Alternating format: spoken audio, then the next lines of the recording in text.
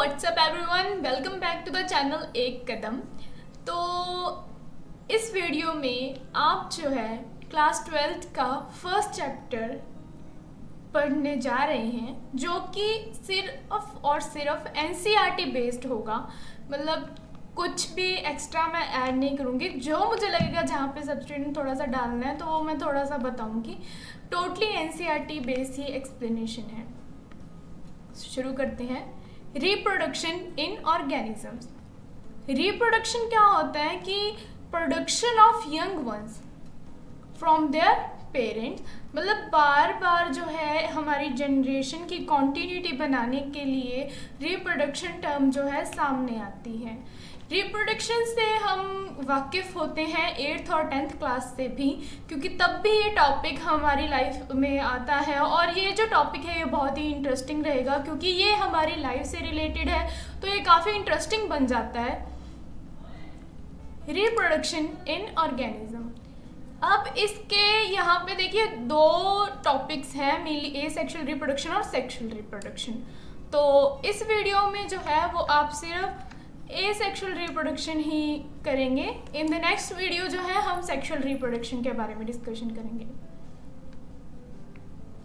Each and every organism can live only for a certain period of time. तो हर organism जो है वो कुछ समय के लिए ही जो है जिंदा रहता है। जो पीरियड होता है उसकी बर्थ से उसकी नेचुरल डेथ तक। नेचुरल डेथ मतलब जो अपने आप आती है, जैसे कोई एक्सीडेंटल नहीं होती है, कोई नेचुरल कैलमिटी से जो हो जाए, या नेचुरल डेथ जो हो जाती है। तो from birth to natural death, उसको हम लाइफ स्पैन कह देते हैं उस ऑर्गेनिज्म का। कुछ ऑर्गेनिज्म के लाइफ स्पैन इसी में आगे वीडियो में हम आगे एनसीईआरटी के नेक्स्ट पेज में दिए भी हुए हैं, हम वहाँ पे भी देखेंगे।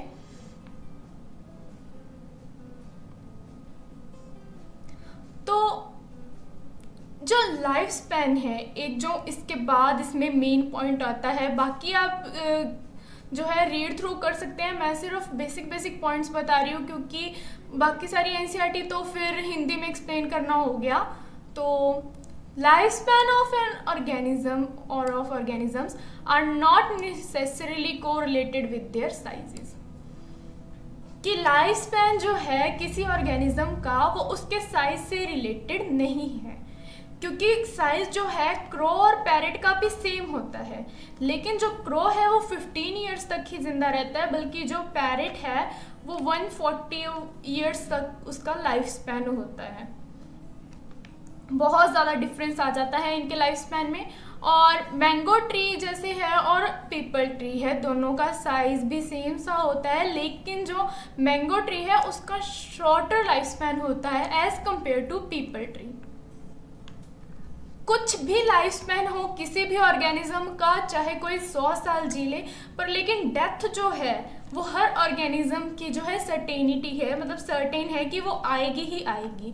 कोई भी ऑर्गेनिज्म अमर नहीं है। No individual is immortal except single celled organisms. सारे मतलब कोई भी अमर नहीं है, लेकिन एक्सेप्शन आ जाती है एक सिंगल सेल्ड ऑर्गेनिज्म। कि क्यों सिंगल सेल ऑर्गेनिज्म? तो क्या आगे एनसीईआरटी में जो क्वेश्चंस आते हैं बीच बीच में, अगर हम इनको आंसर करते रहते हैं तो काफ़ी हद तक जो है कॉन्सेप्ट की क्लैरिटी आ जाती है। जैसे कि why do we say there is no natural death in single celled organism. तो ऐसा हम क्यों कहते हैं कि नेचुरल डेथ नहीं होती है सिंगल सेल्ड ऑर्गेनिजम्स में? क्यों नहीं होती है? कि जो सिंगल सेल्ड ऑर्गेनिजम्स होते हैं, जैसे आप अमीबा ले लीजिए, अमीबा का हम शुरू से पढ़ते आए हैं कि अमीबा पहले ग्रो करेगा, देन वो 2 डॉटर सेल्स में डिवाइड हो जाता है। तो अमीबा अपना कोई भी पार्ट मरने के लिए नहीं छोड़ता है, मतलब उसका कोई भी पार्ट जो है वो डेथ नहीं होती है किसी भी ऑर्गन की। तो उसकी जो इंडिविजुअलिटी है वो बची रहती है, उसका जो भी है वो आगे अपनी डॉटर सेल्स में ट्रांसफ़र कर देता है, जिससे क्या है वो मरता नहीं है। ये उसकी लाइफ का फेज है। तो इससे वो उनको हम क्या बोलते हैं, अमर बोलते हैं। कि हाँ, एक्सेप्ट कि जो सिंगल सेल ऑर्गेनिजम्स हैं वो इमॉर्टल है।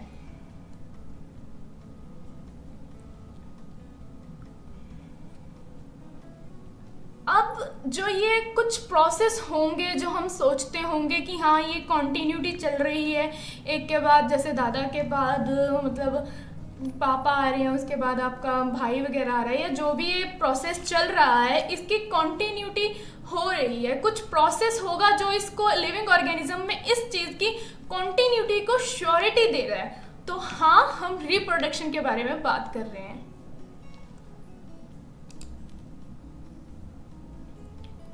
ये कुछ ऑर्गेनिजम्स हैं जिनके लाइफ स्पैन कुछ तो जो है एनसीईआरटी फिल करके देती है, कुछ हमारे लिए छोड़ देती है। तो उनको मैंने फिल करके दिया हुआ है कि एलिफेंट जो है वो 60 to 90 ईयर्स का उसका लाइफ स्पैन होता है, रोज़ का 5 to 7 ईयर्स होता है, इन जो डॉग होता है ये 25 to 30 ईयर्स। लेकिन कभी हम सोचते हैं कि हाँ हमारे घर पे तो ये था, क्योंकि यूजुअली पेट होता है डॉग, तो हम सब ये हर ब्रीड पे डिफर करता है कि हर किसी की जो ब्रीड है अगर अलग है तो मे भी अलग चांसेस है उसके सर्वाइवल के।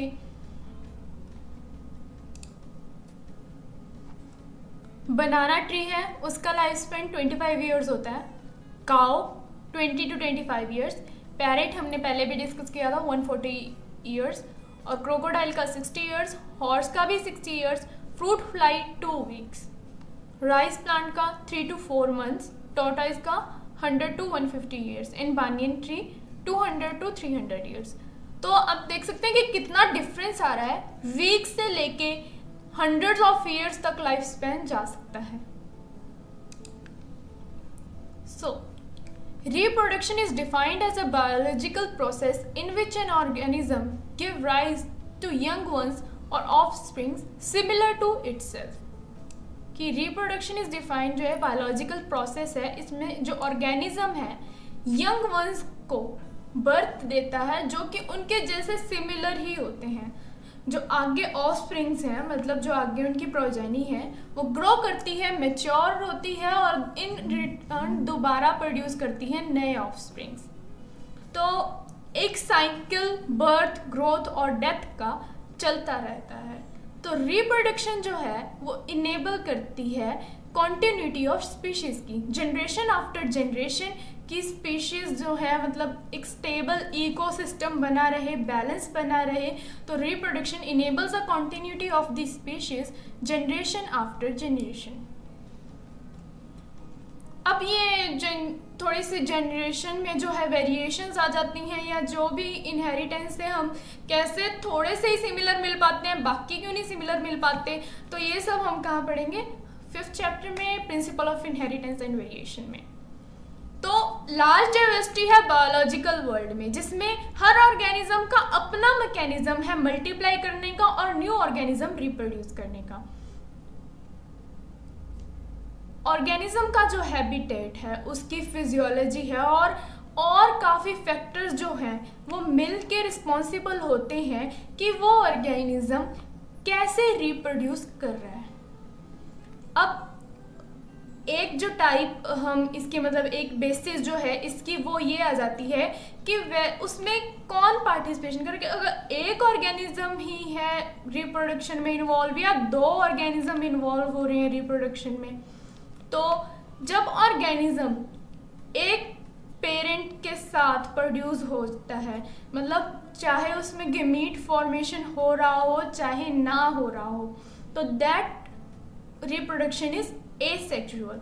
और जब 2 पेरेंट्स अपोजिट सेक्स के गैमीट्स की फॉर्मेशन तो हो रही है, साथ में फ्यूजन भी कंपलसरी है मेल एंड फीमेल गैमीट्स की, तब वो कौन सी रिप्रोडक्शन होती है, वो सेक्सुअल रिप्रोडक्शन होती है। एक चीज़ जो एसेक्सुअल और सेक्सुअल रिप्रोडक्शन में ध्यान में रखने वाली है वो ये है कि हाँ गैमीट्स दोनों में प्रोड्यूस हो सकते हैं, नहीं हो सकते हैं, लेकिन एसेक्सुअल में क्या है, फ्यूजन कभी नहीं होगा, और सेक्सुअल रिप्रोडक्शन में जो है गैमीट्स की फ्यूजन होती है। एसेक्सुअल रिप्रोडक्शन जो कि इस वीडियो में डिटेल में करेंगे हम, कि in this method a single individual parent is capable of producing offsprings.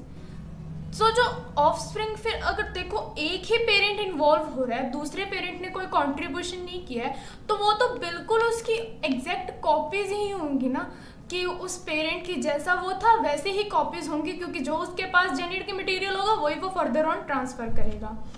Asexual reproduction और मेनली ये माइटोसिस से होती हैं ये रिप्रोडक्शन की टाइप। तो एक क्वेश्चन आता है कि are this offsprings likely to be genetically identical और डिफरेंट। कि ये जेनेटिकली आइडेंटिकल होंगे या डिफरेंट होंगे, तो ऑब्वियसली इस बात है कि ये जो है जेनेटिकली आइडेंटिकल होंगे, बिल्कुल इनका जेनेटिक जो ढांचा है वो अपने पेरेंट से मिलेगा, क्योंकि इनको और कोई दूसरे पेरेंट ने दिया ही नहीं है, कोई और जीन आया नहीं है, कोई और वेरिएशन आई नहीं है। इस टर्म को जो है हम क्लोन बोल देते हैं कि हाँ ये मॉर्फोलॉजिकली भी और जेनेटिकली भी अब सिमिलर होंगे इंडिविजुअल्स आपस में, तो वो क्या है, क्लोन प्रोड्यूस हो जाते हैं। अब सेल डिवीजन दिखा रखी है यूनिसेलुलर ऑर्गेनिज्म में, जैसे बडिंग होती है यीस्ट में, यीस्ट का जो mode of reproduction asexual reproduction है वो बडिंग है, बाइनरी फ्यूजन जो है वो अमीबा में होती है। तो यीस्ट में देखिए पेरेंट सेल है, पहले कैरियोकाइनेसिस हुआ। कैरियोकाइनेसिस मतलब पहले जो है एक तो सेल इनलार्जमेंट होगा, तो कैरियोकाइनेसिस होता है कि पहले न्यूक्लियस का जो है डिवीजन होगी, कि जेनेटिक मटेरियल जो है पहले कॉपी बनाएगा अपनी, फिर वो डिवाइड होगा, उसके बाद जो है साइटोप्लाज्म की डिवीजन होगी। जैसे ही जो साइटोप्लाज्म की डिवीजन होगी तो दो ऑर्गेनिजम्स अलग बन जाएंगे, साइटोप्लाज्म की डिवीजन को साइटोकाइनेसिस कह देंगे। सेम जो है अमीबा में होगा, पहले न्यूक्लियस है, पहले जो अमीबा अपना साइज इनलार्ज करेगा, फिर कैरियोकाइनेसिस होगी, उसके बाद साइटोकाइनेसिस के लिए मतलब जो है साइटोप्लाज्म डिवाइड करेगा, देन दो डॉटर सेल्स जो हैं अमीबा की फॉर्म हो जाएंगी। Asexual reproduction is a common among single-celled organism.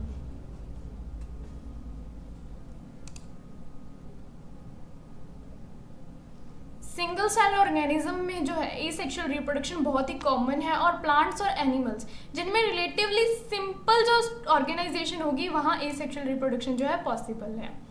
और प्रोटिस्ट और मोनेरन्स में the organism or the parent cell divides into two to give rise to new individuals, ठीक है। Then अब ये कुछ एसेक्सुअल रिप्रोडक्टिव स्ट्रक्चर्स हैं, तो पहले डायग्राम पे फोकस कर लेते हैं। These are zoospores of Chlamydomonas, मतलब एक स्पोर से प्रोडक्शन हो रही है, रिप्रोडक्शन हो रही है, तो जो क्लेमाइडोमोनास के ये स्पोर्स हैं इनको जूओस्पोर्स कहते हैं। और these are conidia of penicillium, इनको कोनिडियोफोर्स भी कह देते हैं। अब इन दोनों में डिफरेंस हम देख सकते हैं कि जो जूओस्पोर्स हैं इनके पास फ्लैजिला प्रेजेंट है, और जो कोनिडिया है या कोनिडियोफोर्स हैं इनके पास फ्लैजिला प्रेजेंट नहीं है। तो जूओस्पोर्स हैं वो मोटाइल होंगे क्योंकि उनके पास फ्लैजिला प्रेजेंट है, और जो कोनिडियोफोर्स हैं they are non motile.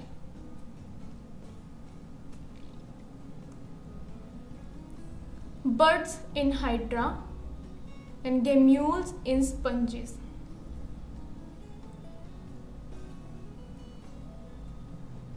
In organisms में सेल डिवीजन जो है, मतलब सेल डिवीजन खुद एक मोड है रिप्रोडक्शन का। काफ़ी सारे सिंगल सेल जो हैं वो रिप्रोड्यूस करते हैं बाइनरी फिशन से, जिसमें एक सेल डिवाइड करता है 2 हाफ्स में, और ईच जो है रैपिडली ग्रो कर जाता है एडल्ट में, जैसे अमीबा और पैरामीशियम। एक एग्जांपल यूग्लिना का भी आता है बीच में। अमीबा में जो है बाइनरी फिशन होती है, पैरामीशियम में होती है transverse binary fission.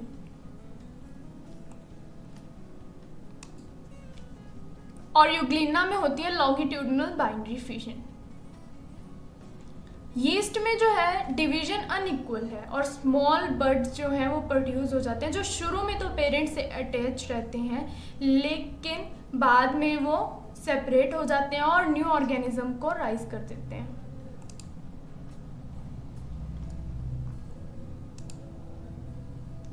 Members of kingdom fungi and simple plants such as algae reproduce through special asexual reproductive structures. Kingdom fungi के मेंबर्स या फिर प्लांट्स जैसे कि एल्गी वो स्पेशल एसेक्सुअल रिप्रोडक्टिव स्ट्रक्चर है। तो मोस्ट कॉमन इनमें कौन सा होता है? जियोस्पोर, जो हमने ऊपर पढ़े कल मैडम मोनास के पास थे। माइक्रोस्कोपिक मोटाइल स्ट्रक्चर्स, मोटाइल माने मूव कर रहे हैं क्योंकि उनके पास क्या प्रेजेंट है? फ्लैजिला प्रेजेंट है। अदर कॉमन एसेक्सुअल जो रिप्रोडक्टिव स्ट्रक्चर है कॉनिडिया पेनिसिलियम में, बर्ड्स, हाइड्रा, गेम्यूल्स जो है स्पंजेस में।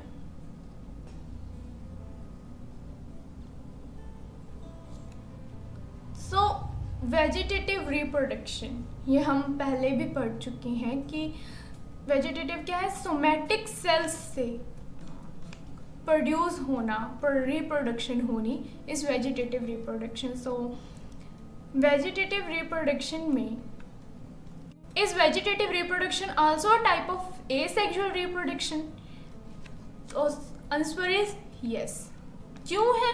क्योंकि एसेक्सुअल रिप्रोडक्शन में हमने कहा है कि वन पेरेंट ही इन्वॉल्व होगा, कोई गैमेट की फॉर्मेशन हो सकती है, नहीं हो सकती। तो वेजिटेटिव रिप्रोडक्शन में तो एक ही पेरेंट इन्वॉल्व है, तो ये एसेक्सुअल रिप्रोडक्शन की ना टाइप हो गई।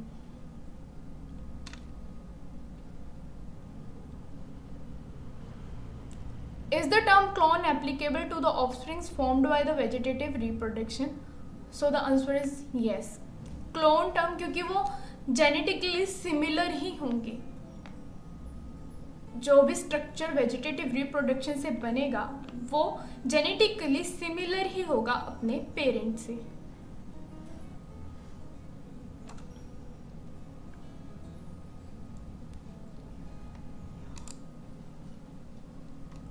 In animals and other simple organism, the term asexual is used unambiguously. Animals और सिंपल ऑर्गेनिजम्स में हम एसेक्सुअल रिप्रोडक्शन कह सकते हैं, लेकिन जो प्लांट्स में है वेजिटेटिव रिप्रोडक्शन टर्म जो है वो फ्रिक्वेंटली यूज होती है।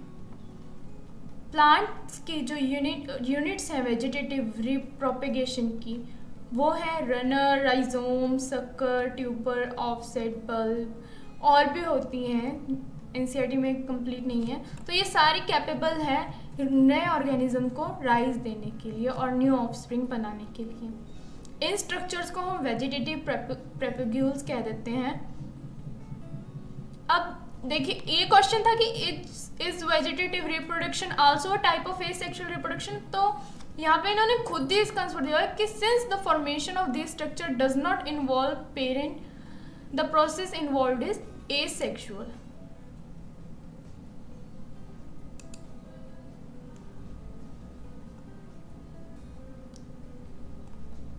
अब डायग्राम की ओर देखते हैं। These are eyes in potatoes, rhizome of ginger, क्योंकि यहाँ जो बर्ड्स हैं वो प्रोड्यूस हो रही हैं और न्यू ऑर्गेनिज्म को राइज दे सकती हैं। Bulbil of agave, leaf buds of Bryophyllum, offsets of water hyacinth. अब जो वाटर हयाकिंथ है इसके बारे में हम आगे थोड़ा सा और पढ़ेंगे कि जो इसको टेरर ऑफ बंगाल बोला था। क्यों बोला था? क्योंकि जो वाटर हयाकिंथ था ये कुछ नहीं, एक्वेटिक प्लांट है जो कि बहुत ज़्यादा एक वीड है जो बहुत ज़्यादा ग्रो करती है। मतलब ये कहीं पे भी जहाँ पे भी इसको पानी मिलेगा ये वहाँ पे ग्रो कर जाएगी। पर लेकिन प्रॉब्लम क्या हुई कि जो ये प्लांट है ये वाटर से ऑक्सीजन को ड्रेन कर लेता था, जिसके कारण फिशेस की बहुत ज़्यादा डेथ होती थी। क्योंकि जब ऑक्सीजन ही नहीं रहेगी पानी में तो how will they breathe. This plant was introduced in India because of its beautiful flowers and shape of leaves. अब ये इतनी जल्दी प्रोपेगेट करता था वेजिटेटिवली फिनोमिनल रेट पे, तो ये सारी वाटर बॉडी में बहुत ही शॉर्ट पीरियड ऑफ टाइम में जो है स्प्रेड हो जाता था और बहुत दिक्कत आती थी इससे छुटकारा पाने के लिए।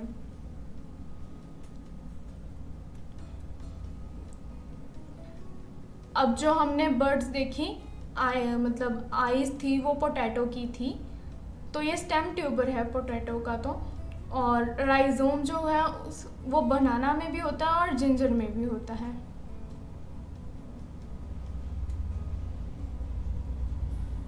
तो जब भी हम इनको ध्यान से देखेंगे हम नोटिस करेंगे कि ये जो है नोड से राइज करते हैं जो मॉडिफाइड स्टेम में प्रेजेंट होते हैं इन प्लांट्स की। जब ये नोड्स कांटेक्ट में आते हैं गीली मिट्टी से या पानी में, ये रूट्स प्रोड्यूस करते हैं और फिर ये न्यू प्लांट प्रोड्यूस करते हैं।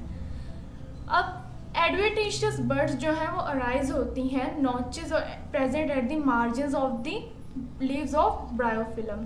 तो ब्रायोफिलम की लीफ जो है उसकी मार्जिन मतलब उसका आउटर बाउंड्री पे जो नॉचेस प्रेजेंट हैं वहाँ पे बर्ड्स अराइज हो जाती हैं। तो वो बर्ड्स जो हैं वो एडवेंटिशियस बर्ड्स होती हैं और वो एक प्लांट को बर्थ दे सकती हैं। तो ये एबिलिटी जो है इसका फुली फ़ायदा उठाया जाता है गार्डनर्स और फार्मर्स जो कि कमर्शियल पर्पस के लिए इन प्लांट्स को लगाते हैं। एसेक्सुअल रिप्रोडक्शन जो है ना वो कॉमन मेथड जो है वो सिंपल रिलेटिवली जिनकी सिंपल ऑर्गेनाइजेशन है उन्हीं के लिए है। लेकिन कुछ ऑर्गेनिज्म जैसे कि एल्गी और फंजाई वो सेक्सुअल मेथड जो है रिप्रोडक्शन पे भी शिफ्ट कर जाते हैं just before the onset of adverse condition. कि एडवर्स कंडीशन के आने से पहले ही वो किस पे सेक्सुअल मेथड ऑफ रिप्रोडक्शन पे शिफ्ट कर जाते हैं। Now we have find out how sexual reproduction enables these organisms to survive during unfavorable condition. Why is sexual reproduction favor under such conditions? तो इसका आंसर जो है हमने पहले ही अगर हम ध्यान से देखें इनकी डेफिनेशंस में ही है कि सेक्सुअल रिप्रोडक्शन में जो है दो ऑर्गेनिजम्स इन्वॉल्व होते हैं तो उनका दोनों का अलग अलग जेनेटिक्स जो है स्ट्रक्चर आके मिलता है जिससे क्या होती है वेरिएशन प्रोड्यूस होती है। और जो वो वेरिएशन है वो हेल्पफुल भी हो सकती है, मे बी वो शायद हमारे लिए हार्मफुल भी हो, लेकिन मोस्टली केसेस में क्या है वो हेल्पफुल ही रहती है। जब हमें एडवर्स कंडीशन आती है तो वेरिएशंस चाहिए होती हैं उस इन्वायरमेंट में सर्वाइव करने के लिए। तो सेक्सुअल रिप्रोडक्शन जो है वहाँ पे बहुत हेल्प करती है।